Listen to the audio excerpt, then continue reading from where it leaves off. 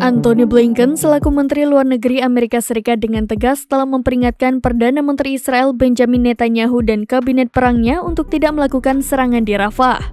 Hal tersebut diungkapkan oleh Blinken dalam pertemuannya dengan Netanyahu di Tel Aviv pada Jumat 22 Maret 2024.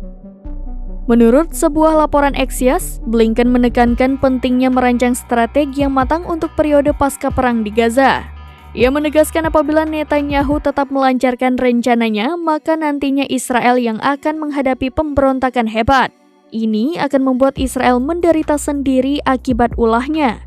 Lebih lanjut, Blinken mengatakan kepastian bahwa Hamas akan melanjutkan operasinya di jalur Gaza jika Israel memutuskan untuk melanjutkan rencananya. Meskipun telah mendapat peringatan dari Blinken, Netanyahu meyakinkan pihaknya untuk tetap melancarkan operasi darat di Rafah. Lebih dari 1 juta warga Palestina saat ini mengungsi di Rafah. Download Tribun X sekarang, menghadirkan lokal menjadi Indonesia.